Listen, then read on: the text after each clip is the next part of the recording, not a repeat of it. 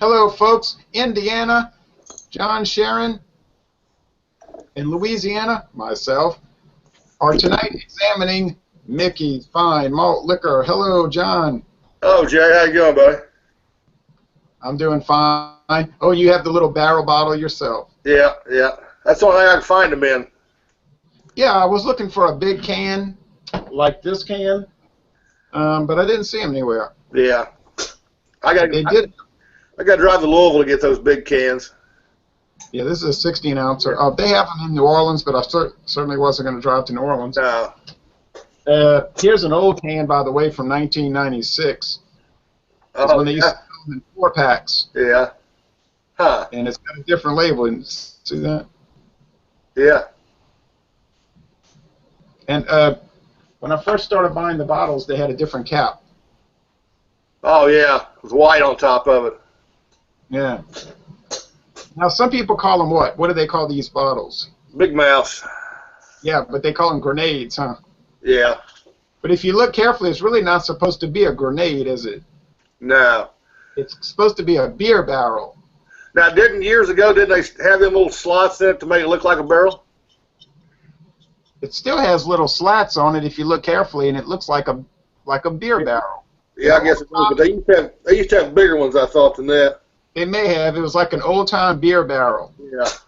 Trying to make it look like the wooden barrels. But you want to give us the information on the ABV? It says 5.5%. Where do you see that? 5.6. Yeah, 5.6, right. Not skunked. Sometimes you got to worry about that in the green bottles. But mine was not skunked. One place says 5.5, another place says 5.6. So. Yeah, Miller. If you get on the Miller website, however, they've got it 5.6. Yeah. But I didn't realize that it was originally brewed by Sterling Brewing Company out of Evansville. Right. That was interesting. They started it in 1964, and they're saying 62 here through 72. Oh, okay. I thought it was 64. No, 62 to 74. And then Pabst bought it, Mm-hmm.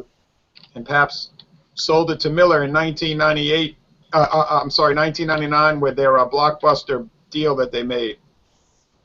Miller and Pabst made a huge deal back in 1999, and Miller got a hold of Mickey's, Old English, what was the other things? The Henry Weinhard's brands, and some other stuff from Pabst. And then Pabst turned over all their breweries to Miller, so it was sort of like a merger without being a merger. Yeah. But they were worried about being accused of being a monopoly. What now? Now, inside the caps, I like how inside the caps they've got little different things inside the caps, like little puzzle-type pieces inside their caps. Yeah, mine says GR8 with a B and an ear. Great beer. Mine's got the same thing, but looks like a Canadian maple leaf on top of it with an arrow pointing up. What? Yeah. Now, this is 157 calories. Now, the weird thing about this beer is the specifications on it, because you're aware that this beer has identical specs of another malt liquor, right? What would that be? If you get on the Miller Coors website and you look up Mickey's and you look up Magnum under the nutrition section, you'll notice that they have identical alcohol, calories, grams of fat, protein, everything across the board. Oh, really? Yeah, so it makes you wonder if they didn't just take Mickey's and turn it into Magnum, or take Magnum and turn it into Mickey's. But I've done side-by-side tastings, and they really did not taste the same, but that could just be some mental... Something different. Maybe throw a little something different into it or something. I don't know. It's weird, but... now, as far as awards, I'm looking right here. Mickey's won a bronze medal in 2007 and 2012 at the Great American Beer Festival. Won a silver medal in 2003 at the Great American Beer Festival, 2000 and 2010 World Beer Cup, and it won a gold medal at the Great American Beer Festival. So like you said before, it looks like we're drinking a award-winning beer. Yeah. Doesn't have much of a head to it, though. My head went away, but it's got a little bit of carbonation on it. Look at all the lacing. Yeah, it's got some good lacing on it. It's a golden color. Yeah.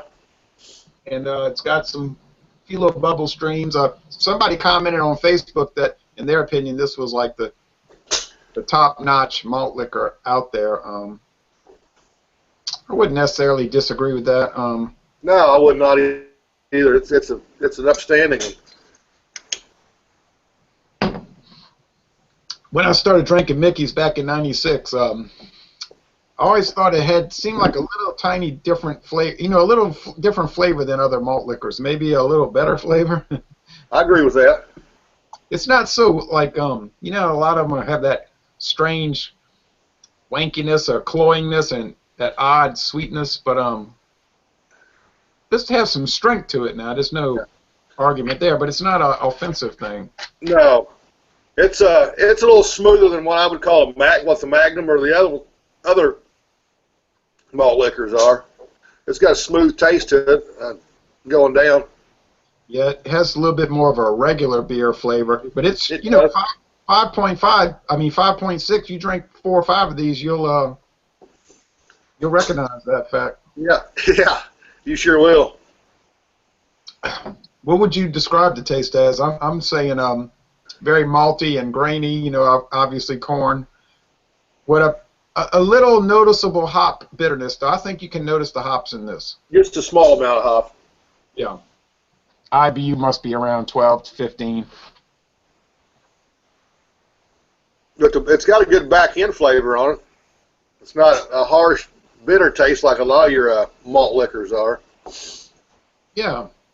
I think it has a lot of smoothness in it. Yeah. Almost kind of like a light-bodied, medium light-bodied beer. Yeah, and I think there's a lot of appeal to Mickey's because it's got a neat-looking label with that hornet with the boxing gloves on it. Yeah. It's got a nice title, Fine Malt Liquor. Yeah, I like that. And you don't get a lot of these big mouth type grenade barrel bottles anymore either. I mean, typical back in the 60s and early 70s. And I can go to some bars in New Orleans. I can think of one right now, Hurricanes on Veterans Boulevard right outside of New Orleans, and they serve Mickey's in these little 12-ounce barrel bottles. And when I went to that bar with some friends, I said, hey, I'm getting the Mickey's. It was enjoyable. Huh? Yeah, I don't know of any place around here you can walk into and order a Mickey's that I'm aware of. But they're over in Indiana, they're kind of hard to find. I only know about one place around that's really got them. Yeah, this used to be really, really common around here. Okay. Yeah. Now, I only know of one store that sells Mickey's. It's called Racetrack Gas Station, and they have the 6-packs for $4.49. I bought mine. Gives $6.88 for a 4-pack for a 6-pack. That's a little expensive. Yeah. I thought $4.49 was fair. But these aren't bad. I mean, on a hot day grilling out or something. I mean, they're a go-to beer, malt liquor. I think Mickey's, and you might agree. I don't know. I think Mickey's could go toe-to-toe with most of your other mass-produced American lagers. Sure, they could. They sure could, very easily. And a lot of them, it's a little bit better than most of your average adjunct lagers, I think. Yeah, if somebody said, if somebody told me Jay or Ronald, whatever they wanted to call me that day, if they said, would you like to drink a Budweiser, a Coors, a Miller, a Pabst, or a Mickey's, I would probably pick the Mickey's because it's got just as good of a taste, if not better, and you're getting a little more punch with it. Yeah, I agree with that. It's got a little bit. It's 5.5 or 5.6% alcohol. I mean, you're getting a little bit more alcohol content, and not much, but a little bit. A little bit more body. Yeah. Uh, I can see why in its class it's won awards at those festivals. Now people get really people that hate this style of beer, American style lager, they get really wound up about that and say, oh, you can't pay any mind to what awards these beers win at Great American Beer Festival and World Beer Cup, because they grade beers according to all these different styles. Well, in my opinion, that makes sense, right? Why would you grade this against an American strong ale or a barley wine? It wouldn't make a whole lot of sense. Or a stout, right? I mean, that Well, wouldn't make sense. you can't take this and grade it against a Bourbon County barley wine or another beer like that. I mean, that's why they're winning awards, because they're in categories with other malt liquors. Correct. And so that, to me, I think the Great American Beer Festival and the World Beer Cup are doing it right. They're taking different beers of different classes and they're scoring them in a blind taste test. Right? They say, okay, let's do light beers. So they do a blind taste test and they say, okay, this one's the best, this one's the second best, this one's bronze. And then they'll say, okay, let's do a rock beer, the smoked beer. I mean, that seems sensible to me. I mean, you're picking a beer blindfolded and saying this is an awesome beer, we're going to give it an award. I mean, yeah, I don't see how that could be corrupted or if it's even wrong. I don't understand. I think some people just don't like the style, so they're looking for something to hit it on. That's the way I see it. But I can remember back in the day, we used to drink these and Little Kings. Now, I tell you what about Little Kings.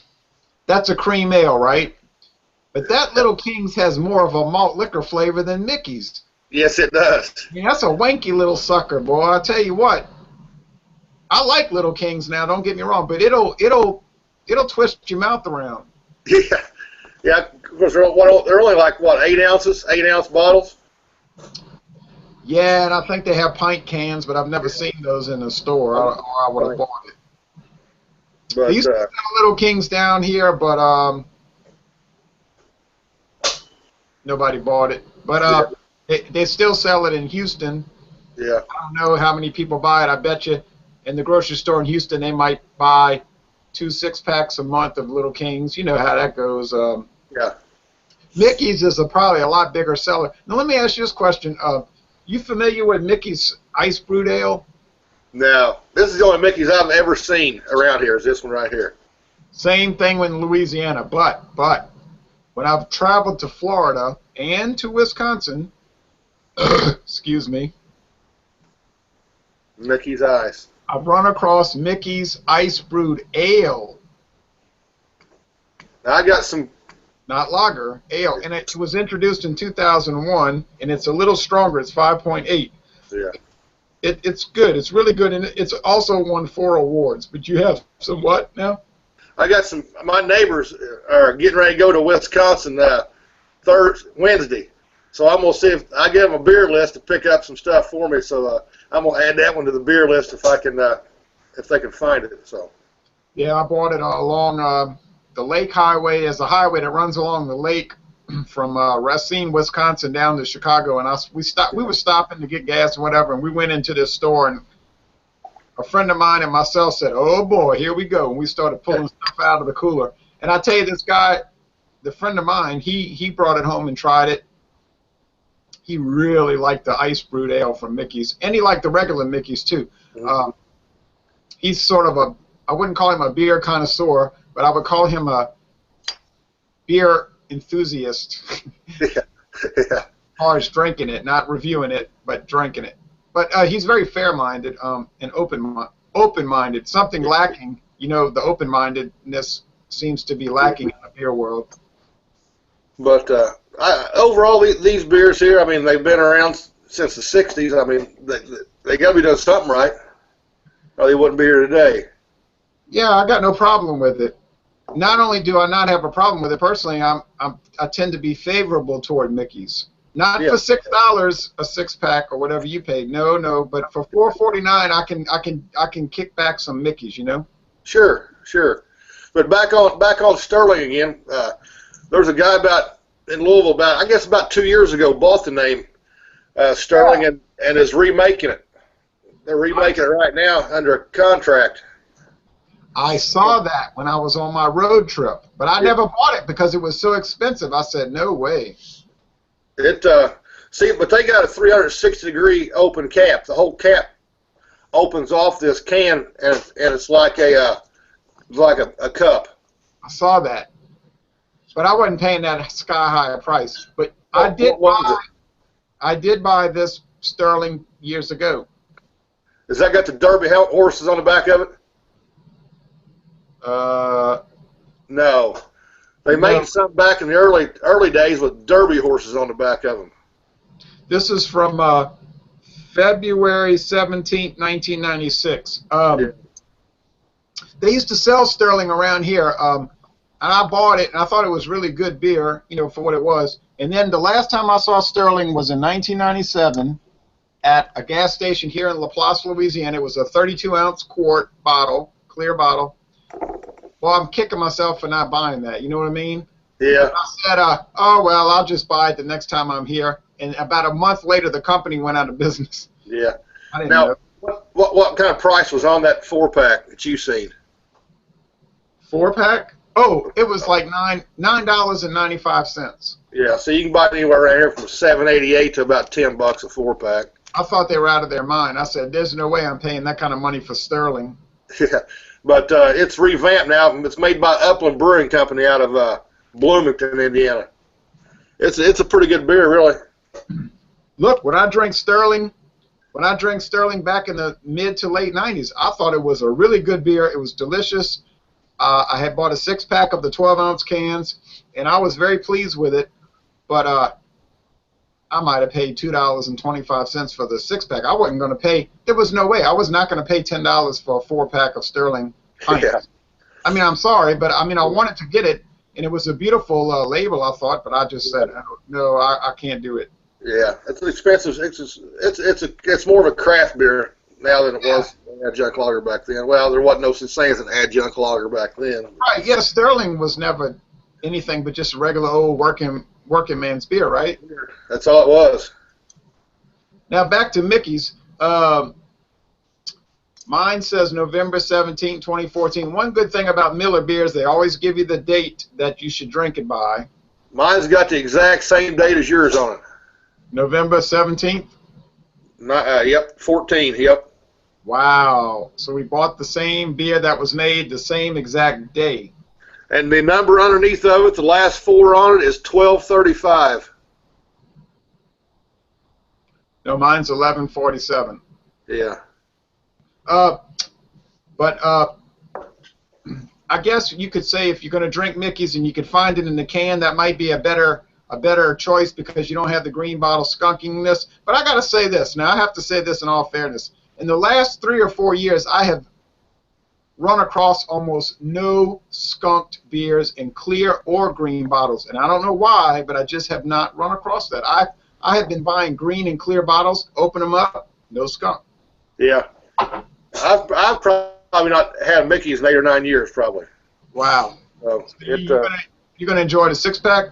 Yes, I am. I'm gonna enjoy it all. It's a barbecue beer, you know what I mean? Yeah, it's a big, great barbecue beer. It would fare good with. Yeah, it was not designed to sit down and contemplate. No. Now this ice brewed ale, this is interesting. It's an ale, right? Yeah. But it's described by Miller as a malt liquor. Now, an ale can be a malt liquor because what is a malt liquor? Simply what? An extra strong beer. Yeah. So they must take this beer here and they must brew it at higher temperatures. I don't know what the story is behind ice brewed ale. This is basically one of the rarest things you'll ever run across. Yeah, because I've never seen that. I bought it in Florida, and hell, you can't even hardly find it in Florida. So when I saw it on the shelf, you can imagine I didn't hesitate to pick it up. Probably not. I would have probably picked up a few of them. Oh yeah, I said, here we go. I'm buying them. And my friend Jordan, he came running into the store and he said, "What are you doing?" I said, "I just found ice brewed ale." He said, "Let me get some." He started grabbing them because he likes that stuff. But anyway, I guess we just more or less covered everything. what can you say about it? It's a regular old beer. It's not pretentious like, you know, Tom the Beer Whisperer says the thing he hates the most is that pretension. Yeah. And there's nothing pretentious about Mickey's. Nope. But it's a pretty cool beer to me. You know, I really I like it. I always did. I got no issue with it. It's probably not changed a bit since probably 62. It's probably still the same recipe, I would imagine. More than likely, that's the case. Yeah. And if you could go back in a time machine to the 60s and get an ice-cold Mickey's and crack it open, you'd probably find it tastes pretty much the same as today. So to me, it's kind of interesting to examine these, like you call them, legacy beers.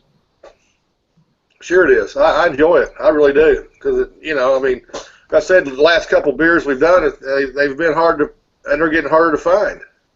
Yeah, So we can turn around. They're just not keeping them on the shelves like they used to. We could turn around next month and they could come out and say Mickey's been discontinued. You know what I mean? So. And we actually got a few months here to enjoy one together. Right. And so I think it was a good idea to do this. Now, we got, in about 2 weeks, or a week and a half, we got Guinness coming up. Now, Guinness is sort of a legacy beer. It's sort of like a mass-produced ale, isn't it? Yes, it is. It's made in Canada by Labatt's, right? Isn't Labatt's making their... Yeah, it's made all over the world. It's made in Canada, Ireland. But, you know, a lot of people rip on Guinness, so I'll be interested to look at that because I'm thinking to myself, golly, you got to rip on Guinness? What's wrong with this world? Yeah. But I think what we get down here is made through Labatt's, I believe, is what I've read up on. Yes. But yesterday I picked up a Guinness draft that was made in Dublin, Ireland. Oh, really? Yeah, so that's a different story for later on. But I was very interested to see that bottle said Dublin, Ireland. Yeah, I understand. I mean, I've seen people beat up Guinness, but that's a different subject. But I don't, because that's a beer that's been around for how long? What, 1759? Yeah, and it's still going strong. I can't get that in my head. Ripping on Guinness, no way. No way. But anyway, I appreciate you joining me for this. And hello, folks. We got Ice House coming up. Just to let you know. Wednesday, jump in with us. Yeah, we invite everybody on planet Earth to join us for Ice House. But we can only take the first 10 according to YouTube rules, so you better get on here quick. All right, well, thanks for watching this, folks. Thanks, Jay. So long, everybody. So long, folks. And if you see some Mickeys and it's not too expensive, pick it up because you may never see it again. Exactly right.